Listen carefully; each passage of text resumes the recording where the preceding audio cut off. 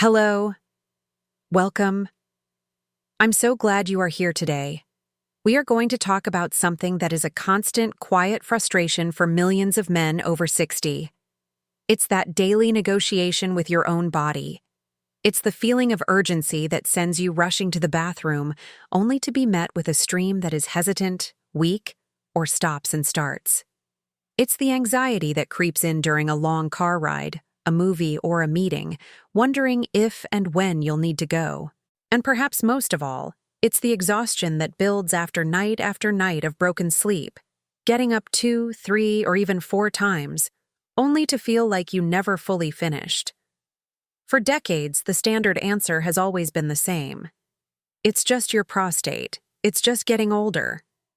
And while the prostate certainly plays a role, this explanation misses a crucial piece of the puzzle. There is a hidden habit, a physical reflex that countless men adopt, that is actively making all of these symptoms worse. It's a habit born from a lifetime of rushing, a habit that feels like willpower, but is, in fact, self-sabotage. If there is one single message that functional health guides and urologists wish they could share with every man over 60, it is this: stop straining to urinate. Stop power pushing. Stop bearing down and forcing what should be a natural, passive reflex. This one simple, unconscious action is the engine behind a vicious cycle that irritates your bladder, tenses your pelvic floor, and traps you in a loop of urgency and weak flow. Today, we are not just going to talk about what to stop. We are going to give you a complete, practical toolkit for what to start. We will explore the simple physiology of why this is happening, and I will guide you through a gentle, repeatable technique that you can begin using today. This is not about magic. It is about mechanics. It's about learning to work with your body's design, not against it. By the end of our time together, you will have a clear path to retraining your body, calming your nervous system, and finally, finding relief. The vicious cycle of straining. First, let's name the pattern so you can recognize it. It probably sounds familiar. You feel the urge to go. It might feel sudden, or you might just be worried it will be slow, so you hurry. You stand at the toilet and, without even thinking, you brace your abdomen. You hold your breath, you tighten your jaw, and you bear down. You push. The stream might start, but it's narrow. It feels insufficient. So you push harder, trying to squeeze out those last few drops. You stand up, but you don't feel empty. There's a lingering sense of pressure. Maybe you even sit back down and try to force it again. A few minutes later, you feel that pressure building, that anxiety that you'll need to go again soon. This is the loop. It feels like you are trying to solve the problem, but you are actually fueling it. Here is the simple physiology. Urination is not a feat of strength. It is a coordinated reflex. It depends on 2 major players. First, you have the large bladder muscle, called the detrusor, which is designed to squeeze gently to empty. Second, you have the outlet muscles, the urethral sphincter and the pelvic floor, which must relax and open to let the flow pass. In youth, this balance holds. But as we age, things change. After 60, the outlet often becomes more resistant.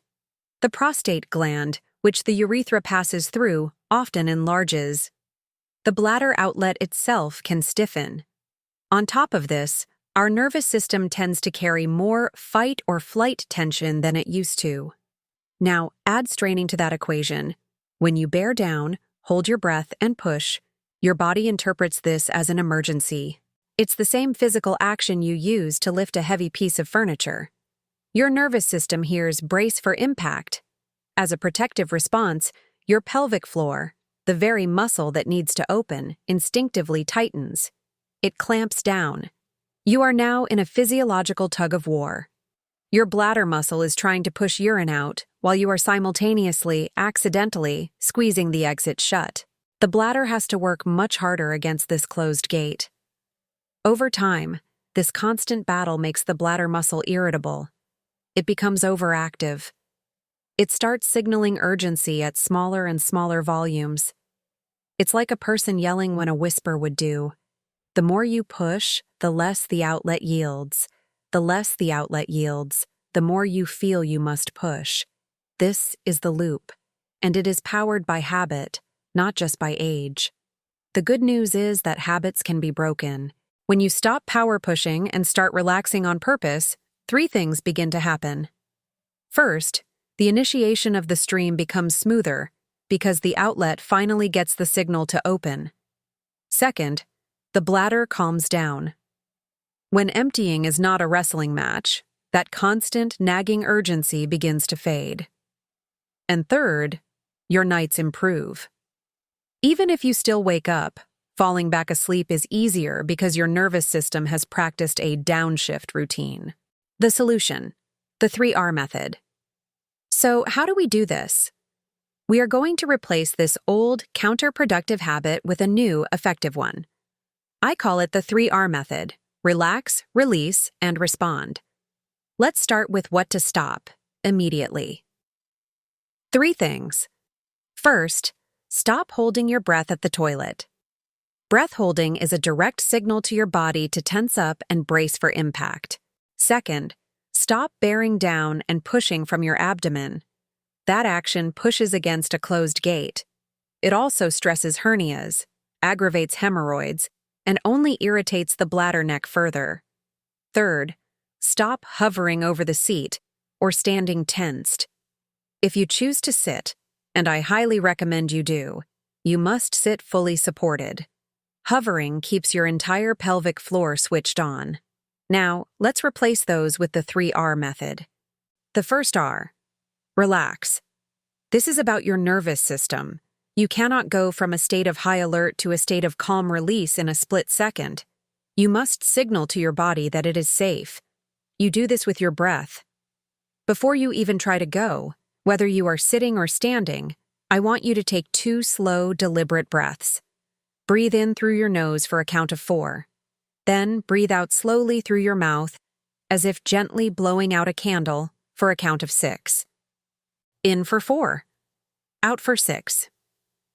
This longer exhale is the body's natural off switch for the fight-or-flight response.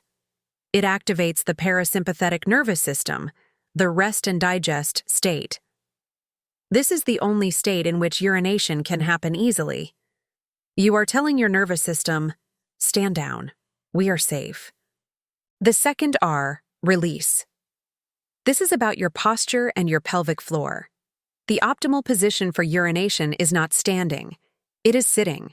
When you sit, you allow your pelvic floor and thigh muscles to fully relax in a way they simply cannot when you are standing.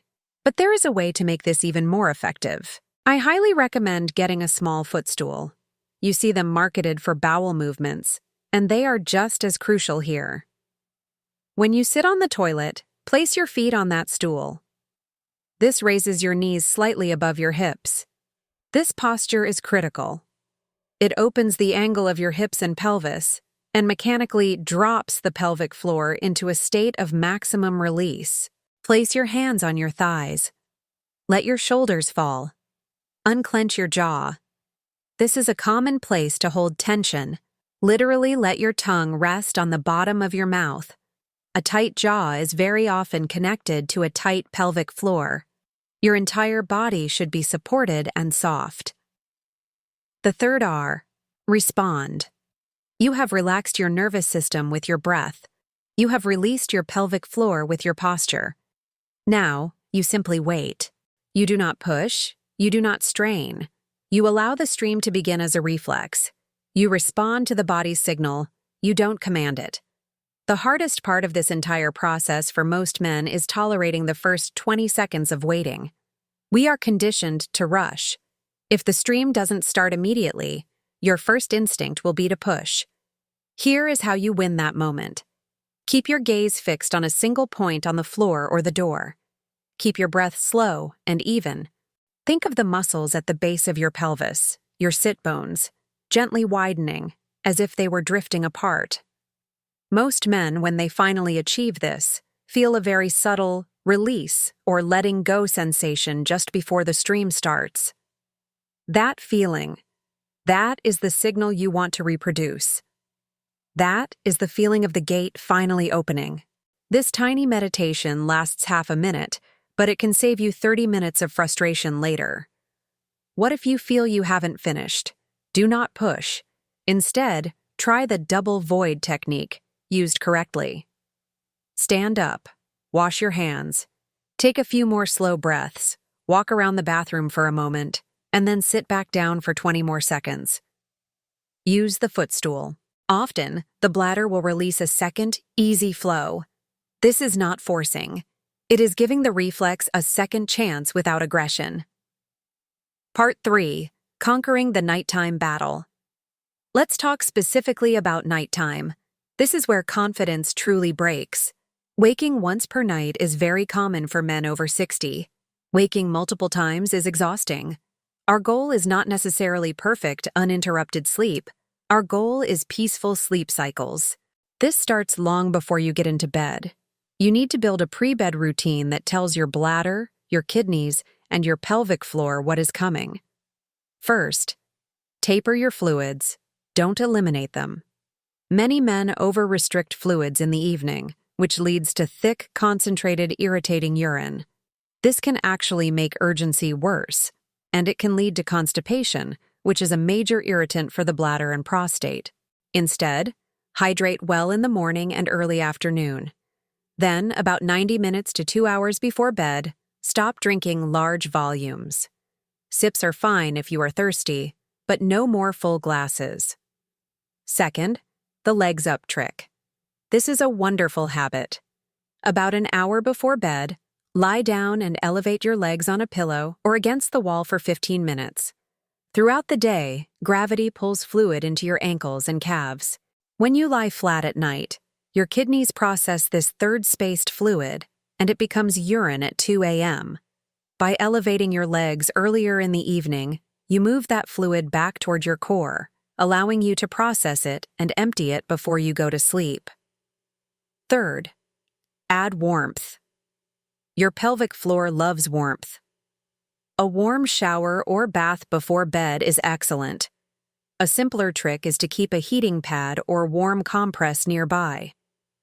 Before your final visit to the bathroom, place that warm compress on your lower abdomen just below your navel for 5 minutes. This is incredibly effective at signaling relaxation to the bladder and pelvic floor. Fourth, when you wake at night, it will happen. The key is how you handle it. Do not fight. Keep the lights as dim as possible. Bright light shuts off melatonin production and makes it harder to fall back asleep. Go to the bathroom, sit down, use your footstool, and immediately use your 3R method. 2 slow exhales. Soften your jaw. Wait. Flow or no flow, you have protected the reflex. You have kept your nervous system in a calm state. That, alone, makes returning to sleep infinitely easier. Part 4. The Lifestyle Triggers. You might be missing. This new habit is your foundation. Now, let's look at the lifestyle factors that can support you or sabotage you. First, the obvious irritants: caffeine and alcohol. Coffee, strong tea, and colas are stimulants. But they are also direct bladder irritants. They make the bladder lining more twitchy. This doesn't mean you have to give them up, but timing is everything. Try to have your last cup of caffeine before noon. Alcohol is a double whammy. It's a diuretic, making you produce more urine, and a bladder irritant. If you choose to have it, try to have it earlier in the evening, and always with food. Second, the hidden trigger: evening salt. This is one many men miss. A salty dinner, like pizza, soup, or processed foods, pulls fluid into your bloodstream. Your body works to balance this, and that fluid becomes urine hours later, typically in the middle of the night. Shift your saltier foods earlier in the day and favor a lighter, lower-sodium dinner. Third, the constipation connection. Your rectum sits directly behind your prostate and bladder. When you are constipated, that full bowel puts physical pressure on the bladder outlet, making all your symptoms worse. Straining for a bowel movement also tenses the pelvic floor. Manage this with gentle, soluble fiber, magnesium-rich foods like leafy greens, almonds, and pumpkin seeds, and that steady hydration during the day. Fourth, pelvic congestion and movement. Long days spent sitting, glued to a desk chair or a deep couch, create what's called pelvic congestion. Blood and fluid pool in the pelvic basin, leading to that heavy, pressurized feeling many men describe in the late afternoon. The solution is micro-movements. Set an alarm. Once an hour, just stand up. Do 10 simple calf raises. Do 10 slow hip circles. Do 10 gentle seated knee hugs. These tiny breaks help lymphatic and venous return, reducing that pressure at the outlet. And of course, a 20-minute walk each day is perhaps the best medicine there is. Your bladder is a smooth muscle. It likes rhythm.